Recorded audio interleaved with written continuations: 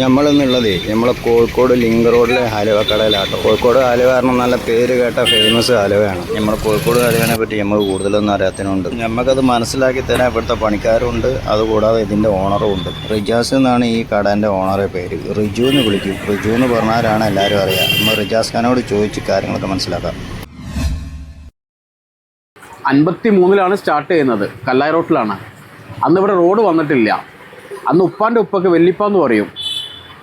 Soda സർബത്ത്, milk സർബത്ത്, അങ്ങനത്തെ ചെറിയ ചെറിയ കാര്യങ്ങൾ, വെറ്റില പാക്ക്, പാക്കറ്റൊക്കെ വെച്ച് അതിൻ്റെ കൂടെ ഹലുവ വെച്ച് തുടങ്ങിയതാണ്. ആ കച്ചവടം ഉപ്പ ഏറ്റെടുത്ത് ചെയ്ത്, ഉപ്പൻ്റെ കയ്യിൽ നിന്ന് ഞാനും ഏറ്റെടുത്ത് ചെയ്ത്. നമ്മൾ സിൻസ് വരുന്നത് 1953 ഞാൻ 3rd ജനറേഷനിലാണ് ഇതേ ബിസിനസ് ചെയ്യുന്നത്. നമ്മളിതല്ലാതെ വേറൊന്നും പഠിച്ചിട്ടില്ല. ഇത് നമ്മളെ പൈനാപ്പിൾ ഹലുവാണ്. പ്യൂർ പൈനാപ്പിൾ ജ്യൂസ് അടിച്ച് മിക്സ് ചെയ്ത് ഉണ്ടാക്കുന്നതാണ്. എസൻസോ കാര്യങ്ങളോ ഒന്നുമില്ല. ഇത് കരിക്കിൻ്റെ ഹലുവാണ്, ഇളനീര്. ഇത് വീറ്റാണ്, നമ്മുടെ സിഗ്നേച്ചർ വീറ്റാണ്. ഇത് നമ്മുടെ സിഗ്നേച്ചർ ബ്ലാക്കാണ്. ഇതിൽ റൈസ് വരുന്നുണ്ട്, ഗീ വരുന്നുണ്ട്, കോക്കനട്ട് ഓയിൽ, നട്ട്സൊക്കെ വന്നിട്ടുള്ള സ്പെഷ്യൽ ഐറ്റമാണ്. ഇത് മാംഗോ, ഇത് കാഷ്യൂ ഹലുവ. പിന്നെ ഇവിടെ വരികയാണെങ്കിൽ chocolate dry fruits, pineapple dry fruits, തണ്ണിമത്തൻ, ഗ്രീൻ ചില്ലി ഇപ്പോൾ ട്രെൻഡായിക്കൊണ്ടിരിക്കുന്ന ഒരു സാധനമാണ്.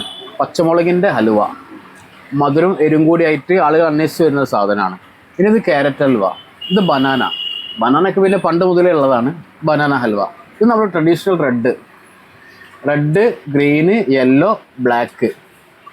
ബ്ലാക്കിന് നൂറ്റാണ്ടിൻ്റെ പഴക്കമുണ്ട് കേട്ടോ. കോഴിക്കോട് ബ്ലാക്ക് ഹൽവക്ക് നൂറ്റാണ്ടിൻ്റെ പഴക്കമുണ്ട്.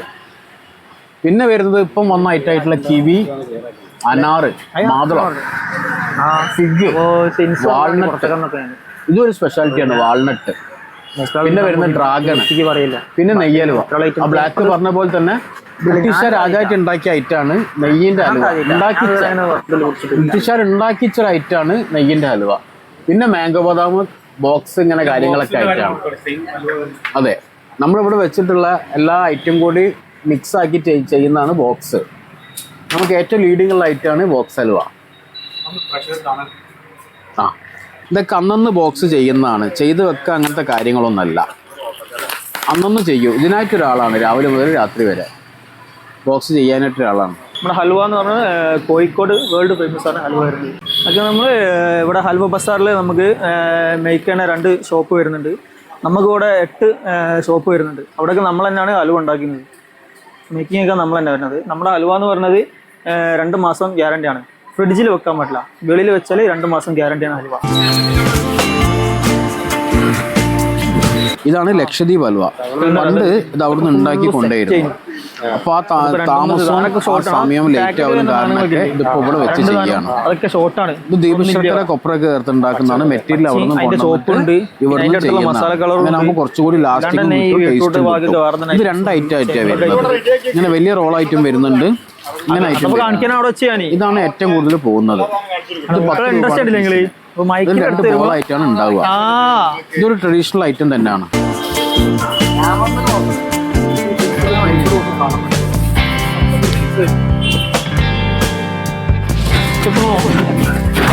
ചിപ്സ് തന്നെ നമ്മളിവിടെ 2 വെറൈറ്റി വരുന്നുണ്ട്.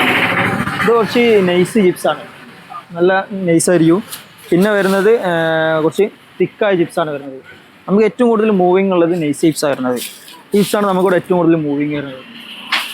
അധികം ആൾക്കാരും ചോദിച്ചു വരുന്ന ചിപ്സാണ്, നൈസ് ചിപ്സാണ് വരുന്നത്.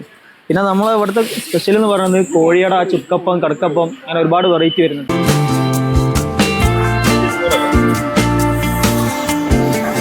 ചിപ്സിൽ പിന്നെ പാവക്ക വരുന്നുണ്ട്, പാവക്ക വറുത്ത് വരുന്നുണ്ട്, പാവക്ക വരുന്നുണ്ട്.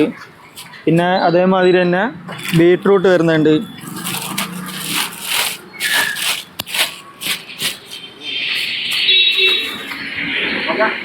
ബീട്രൂട്ട് വരുന്നുണ്ട്.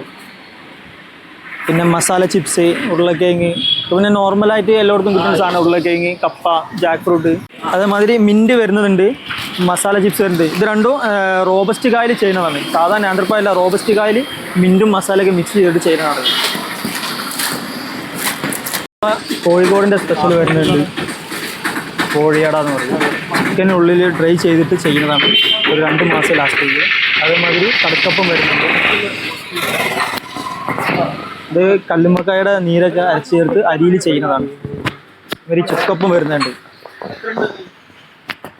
ഇപ്പം അതേമാതിരി തന്നെ അരിമാവ് എഗ്ഗൊക്കെ ചേർത്തിട്ട് ചെയ്യുന്നതാണ്.